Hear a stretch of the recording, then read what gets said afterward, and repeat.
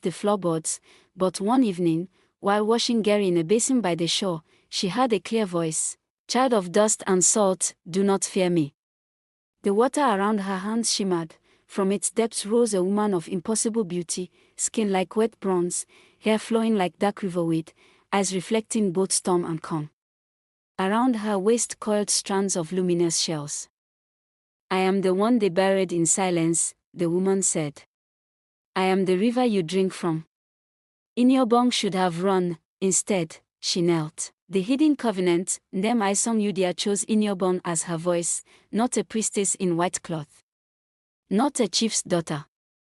Just a fisherman's child who knew the taste of hunger and the rhythm of tides. Through Inyobong, the goddess began to warn the people again, do not poison what feeds you. Do not sell what you cannot replace. Do not forget the debt between land and life. Some listened, most did not. When developers arrived with promises of wealth, offering to dredge deeper channels through the creeks, the elders agreed. They laughed at Inyobong's warnings, old superstitions. They said, the machines came. The mangroves fell. The water turned murky, and then the river rose. Not in rage, but in judgment, it flooded only the new structures. It spared the poorest huts. Boats belonging to the greedy drifted away overnight, found miles out at sea with no explanation. The people began whispering again, them, the choice, but the goddess was fading. Each time humans ignored her law, her form weakened. She had been born of sacrifice. To remain, she required balance.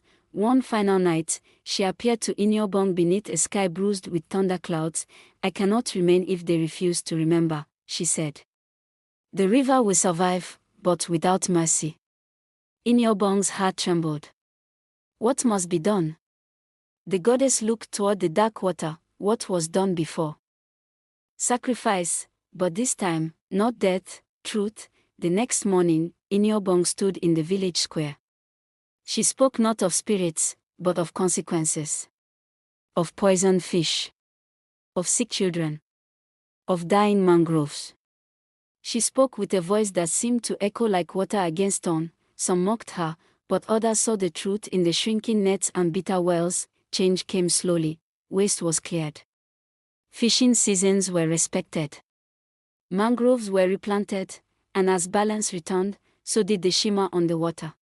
The river today, if you travel through Akwa Ibom State at dusk, when the sky melts into orange and indigo, you may notice something strange along certain creeks, a sudden calm, a ripple that moves against the